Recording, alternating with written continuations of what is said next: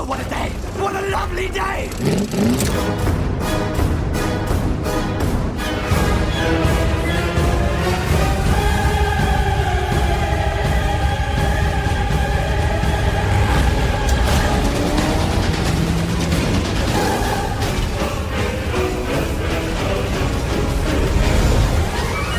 Welcome to the Mad Max Minute Podcast, the daily podcast where we break down Mad Max 1 minute at a time. I'm Rick. And I'm Julia. And today we're talking about minute 59, which begins with Mudguts meowing on top of the ice cream shop, and it ends with Jessie speeding away from the pursuing bikies.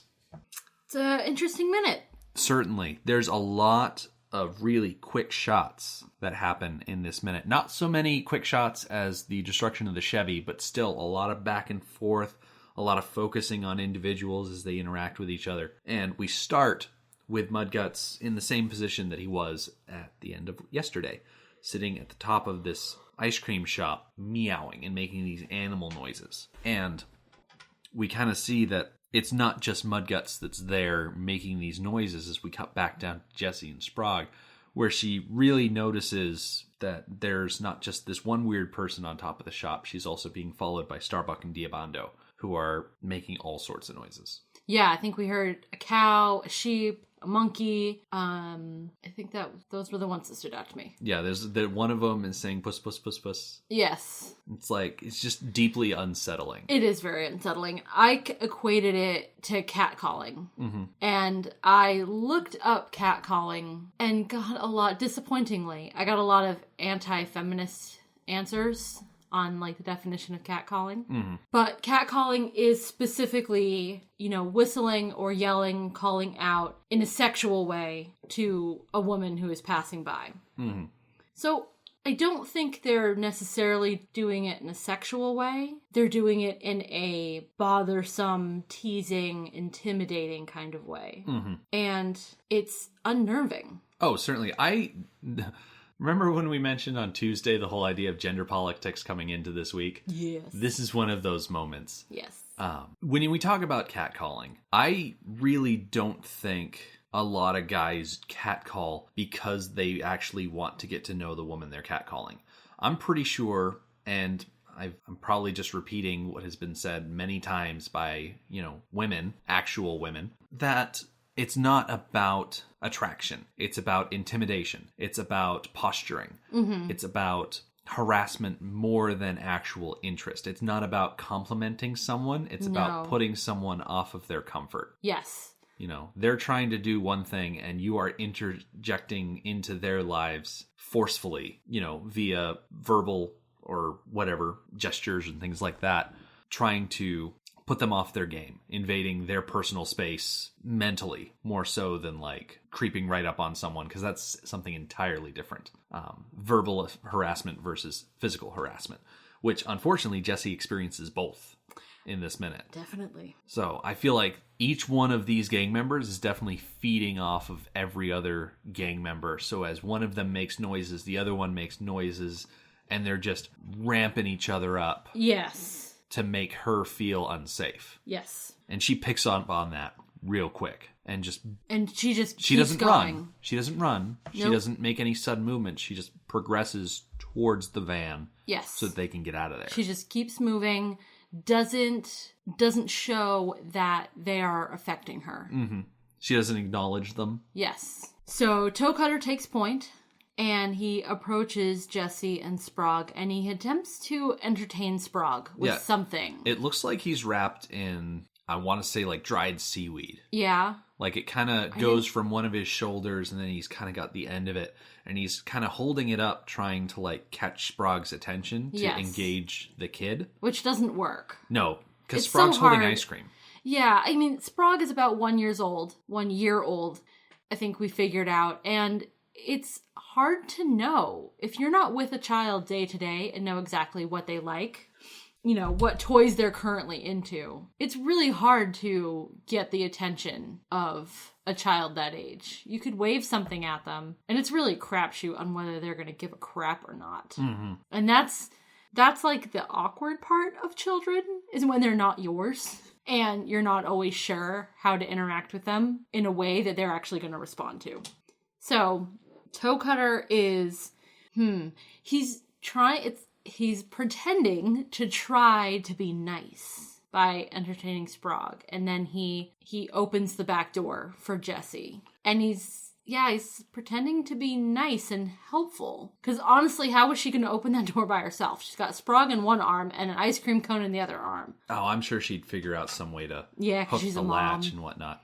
Yeah, she's good at that kind of thing. Like, given the situation that we're in, though, it's just deeply unsettling the way he just comes up. And, like, this is where I was talking about getting personal space invaded. Oh, yes. Because this is a stranger coming up to interact with her child. And it's like, no.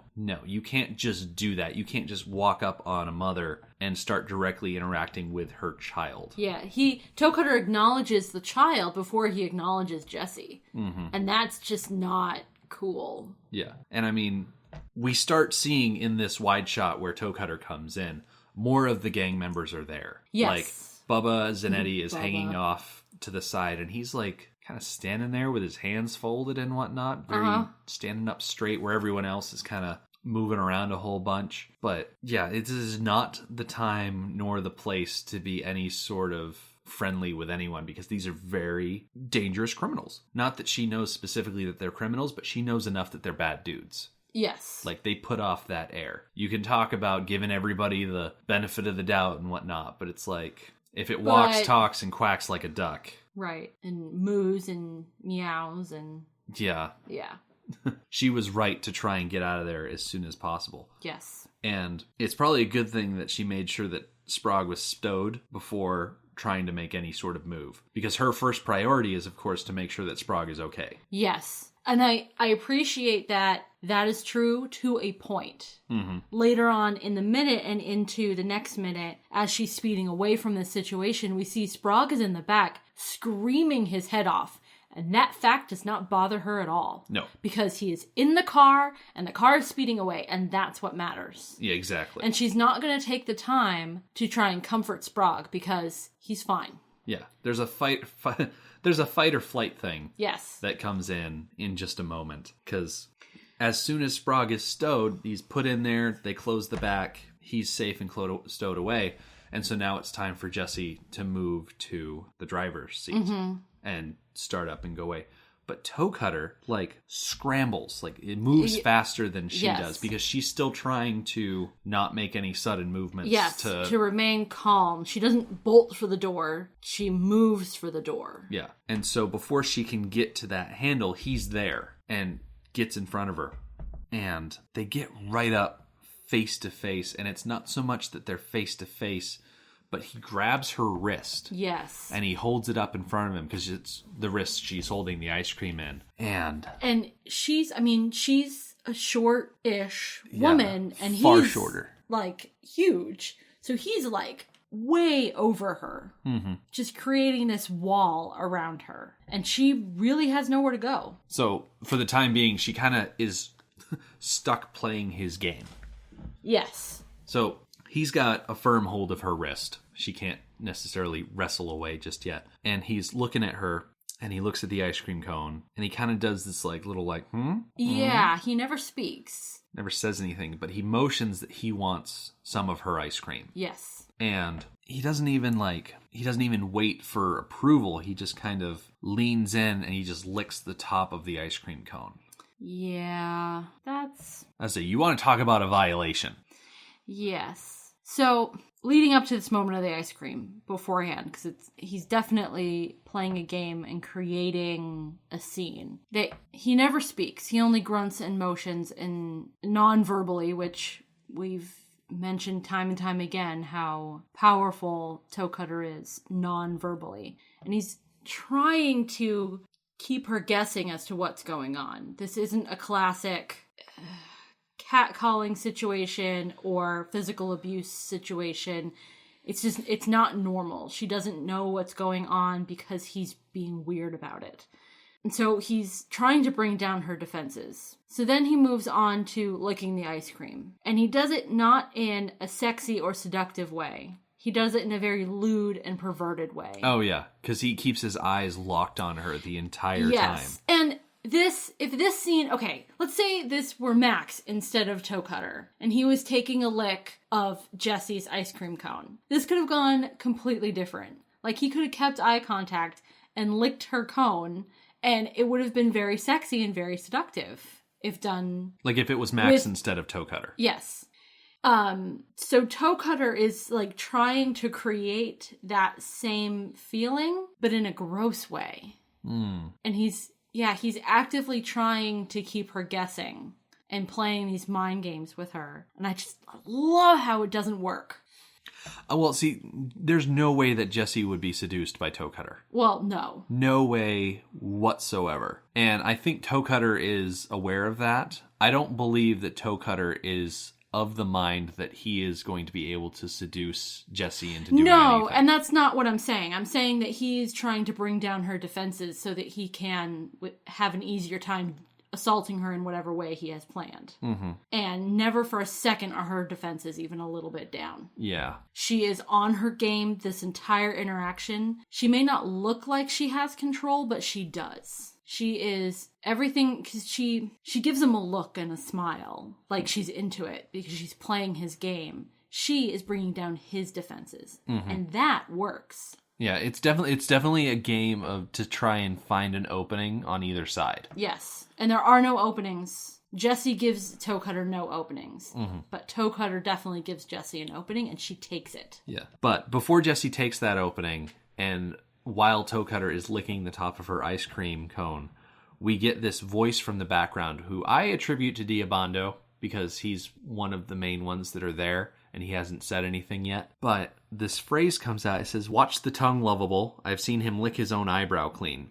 And it reminded me of a joke. So a man walks into a bar, and as he's walking through the door, this dude who's just an ugly SOB walks out of the bar with a lovely woman on his arm. So the man walks up to a stool and he sits down and he looks at the bartender and says, "What's the story of the guy who just left?"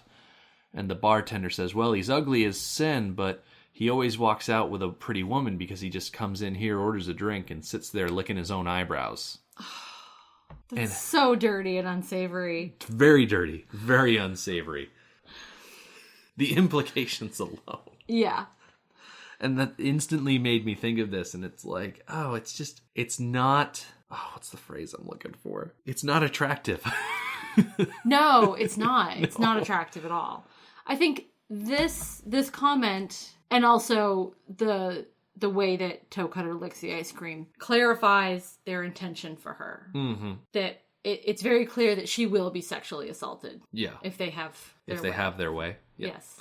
If they have their way, they will have their way. Yeah. And it doesn't get to her. Like, she stays on the ball. She is cool and collected.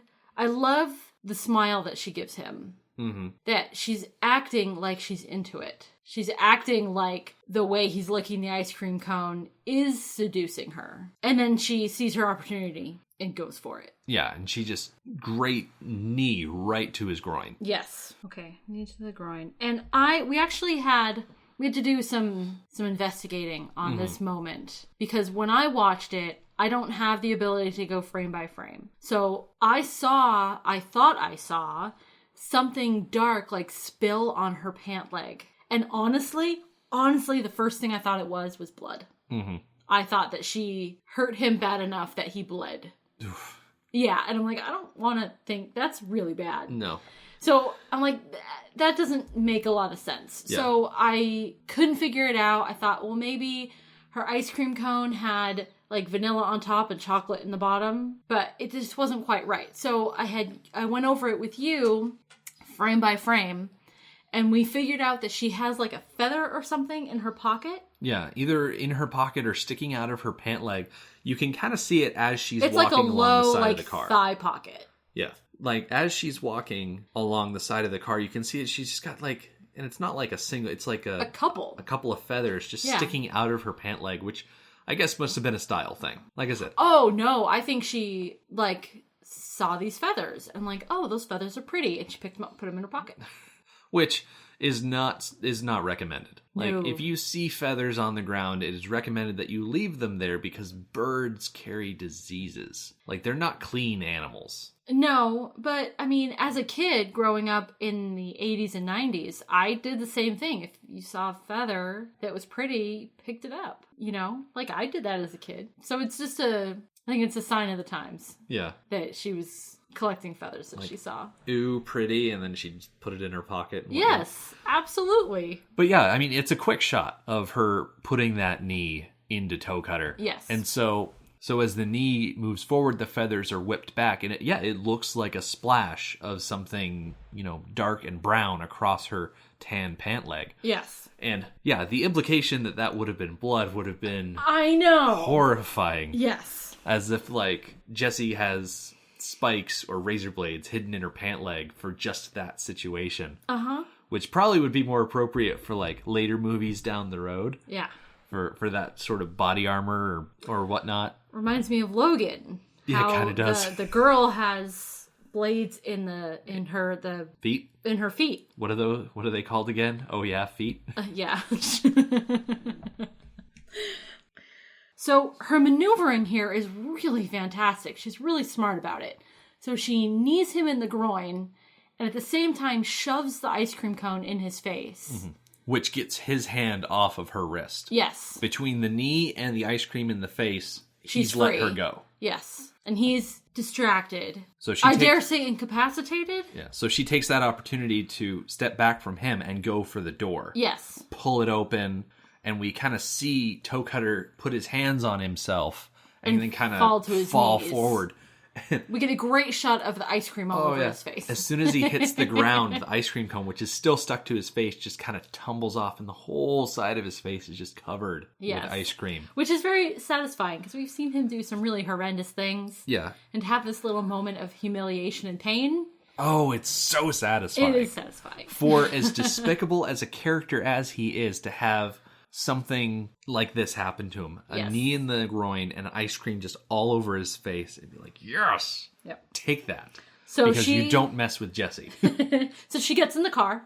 She still has to get away from the rest of the group who is not incapacitated, who is ready and primed to chase after her. And she manages to dodge all of them. Yeah, she starts up the car, accelerates, and kind of... And she has to turn around, too. She's does pointed in the wrong direction. A nice sweeping arc, making sure she keeps her speed up. That way none of them have a chance to... like open the door or get a good handhold. But who is it that So we jumps on actually the back? see...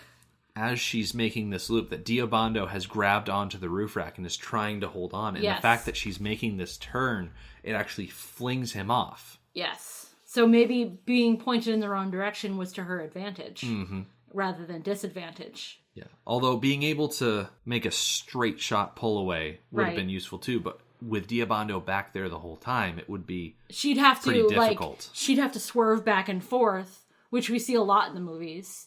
Swerving back and forth to get someone off of your car. She would have had to do that to get rid of him. So, job done. Yeah. And I mean, it's a lot of the lieutenants that are out here chasing her. Yes. Obviously, you've got Mudguts, Starbuck, and Diabando that are there. I don't think we see Bubba Zanetti try and chase after them at all. That doesn't seem his style. That seems beneath him. Yeah. Yeah. But not only are they out there, but Clunk has also come up from the beach as well. So she's got like 4 big dudes chasing after her. And so she just guns it trying to get out of there. Despite all of their moving around to keep her, she does get away. Yep, she gets away. So she's heading down the road. And we get a quick shot inside the car of Sprague. Yes. Still holding on to his ice cream. Okay, now I call a little bit of BS on him still holding on to that ice cream. Yeah. I mean, we know some toddlers. And for them to hold on to one object that long is just kind of crazy. If it's not a car or a truck, then I just don't see that happening. Yeah. I think him sitting up still is pretty impressive too. Yes. With the way that she whipped that car around. Yeah, how did he not, fall down? He probably did fall down. He probably got himself back up. But the fact that he's still holding on to that ice cream, still got the ice cream, and that the whole back of that van isn't covered in ice cream is pretty remarkable. For sure. So now it becomes important that Kundalini was separated from the group. And I'd like to point out that he was separated from the group. He wasn't part of any of this beforehand. He doesn't know what the story is. No, if anything, he saw it happening at a distance. Yeah. And the way the van was oriented, he wouldn't necessarily have seen full view what Jessie did to Toecutter. Right. But he would have definitely seen the rest of the gang members trying to stop the van. Yes. So he takes that as a cue to, okay, I'm going to help and see what I can do. Yeah, so he grabs that chain. If he had just, not done that, he'd be a lot happier by the end of this movie. Yeah. So he's standing there on the side of the road, and he's swinging this chain around that we mentioned the other day. Yep. And as Jessie speeds by, he swings the chain at the car. Which perfectly loops itself around the roof rack. Yeah. Which I imagine that he was probably trying to hit the windshield. That would make a lot more sense. I feel like that was scare her. Yeah. That was his original plan. For him to hit the windshield, shatter it, and then she has to stop because of a shattered windshield. And we've seen at least twice a shattered windshield throw somebody off the side of the road. Mm-hmm. So, it's worked before. Yeah. So, like you said, we see the chain perfectly wrap around the roof rack for some reason. Mm-hmm. I'm going to have to call a little bit BS on this specific shot of the roof rack, though, because it looks like the front corner of the roof rack, but later on we see that it's actually the back corner. Yeah. Like, the way the shot is done. Yes. It just looks off. And speaking of off, as the chain wraps around the roof rack, it goes taut. And the next thing we see is Kundalini being pulled from his feet and then just flung along the ground. Yes. And you can see that he is holding his arm. But that's all we know right now. We know nothing about what may or may not have happened. Yeah. And this view out of the back window is pretty much how we end this minute. Yes. With all of these gang members running down the road and poor Kundalini just rolling around, writhing in pain. Yeah. I think we'll catch the very end of this scene in the next minute. But by the end of this minute, the gang members that are chasing Jessie have caught up to Kundalini, and it does not appear that they stop to help him at all. I don't recall. We'll have to look again before the next minute if they ever do stop to help him. Mm-hmm. So, I mean, at the end of this encounter, not that it's completely over that they're out of the woods just yet, but based on what we saw, what did you think of Jessie's course of action? Her performance? I thought it was perfect. I'm not sure that she could have done anything more or better to change the ultimate outcome. Mm-hmm. She was pre-selected to be harassed. Once she decided to go get ice cream, it set the events in motion that she had no control over. What she did have control over was how she reacted to the harassment. And ignoring it and acting like it wasn't there and just walking at a normal pace, doing things that she would have normally done. She would have put Sprague in the back and then moved towards the driver's seat. Everything was normal paced. She didn't panic. She stayed very calm. That was perfect, I think. And then how she interacted with Toecutter, turning his game around on him. Mm-hmm. I think most women would love to do that to their harassers. Like, in hindsight, if I had done X, Y, and Z and turned it around on them, things may have turned out differently. But, Jessie does have the benefit of hindsight because the script is written for her. Yeah, it's a lot harder to have that wherewithal when you're being harassed to, in your mind, go, okay, well, if they're playing this game with me, here's how I can play that game back. That's really difficult. And some people have that talent. I am not one of those people. I don't know how I would react in a situation like that. I mean, my heart would be racing, my throat would be drying out. I would want to run, that fight or flight. I am a flight person. But she just, she kept her cool. And she played his game, and she turned it around on him to great effect. It was perfect. I don't know if she could have done any better. Mm. I have to wonder how the scene would have been different if Max had been there, though. Because we know that that the gang isn't afraid of men being in the situation. I mean, they did the exact same thing to Lair's girlfriend that they did to Lair. So, although I'm sure Max is armed. But we already know there's a shot. Well, We don't already know. Well, we know because of what we see later on that there is a shotgun in the back of that car. In the car. But would they have... I mean, Jessie had the same access to the shotgun that Max would have had. Mm-hmm. It's not on Max's person. It's in the car. Yeah. So, I mean, is she just so not into shotguns that she doesn't know how? The tricky part of this situation is that she is vastly outnumbered. Yes, and she definitely plays it like she realizes that. Mm-hmm. So if Max had been there... They still would have been outnumbered. Yes. I think the thing about Max being there is, would Bubba have recognized Max as being a police officer? Because having Max there may have actually made the situation more dangerous. I think it would have made the situation worse because Max would not have played it the way that Jessie would have. He would have gone all cop on them and, you know, done his police thing. Even if he had gotten the shotgun, I think it would have just accelerated the violence of the gang. Because for as ferocious and seemingly unorganized as they are, the fact that Diabando was already at the back of the van when Jessie started speeding off, they were slowly surrounding that vehicle. Yes. You know, I kind of assumed that Toecutter took point because he was the leader and this one was for him. Mm-hmm. But maybe he took point as a distraction. Yeah, to let his guys get around. To get into position. Yeah. I mean, I found this scene very stressful. Oh, yeah. This is like my worst nightmare. Like, you're just doing something normal, you know, you're just getting ice cream, and to be surrounded and accosted by intimidating people, that's like, it's my nightmare. Mm-hmm. And yeah, I found it very stressful. I found it very stressful to analyze this minute. Oh, absolutely. Absolutely. Because, you know, my emotional response is to just get through it, to skip over it, and get to interesting things happening later. Mm. But this is an interesting thing that happens, and it's worthy of analyzing minutely. Oh, absolutely. And I'm glad that we were able to look at it so closely, because as I was listening to the crew commentary, they don't really talk about this scene a whole lot. Yeah, and I know we've made comments before about the disregarding of the female characters. I think that's kind of another indication of it, and I don't want to go all feminazi, but, you know, this very important scene that it's so telling about both sides, about Jessie and the gang. It gives us so much information about them. Mm-hmm. And it was such an important scene, and they didn't have anything to say about it. The only thing, as they were talking about the scene, it was more about, coming up is the part with Kundalini. Yeah, they were all about Kundalini's hand. They were already off on Kundalini and completely had nothing to say about... Yeah, you can tell that it's uncomfortable for them as much as it was uncomfortable for us. Yeah. For sure.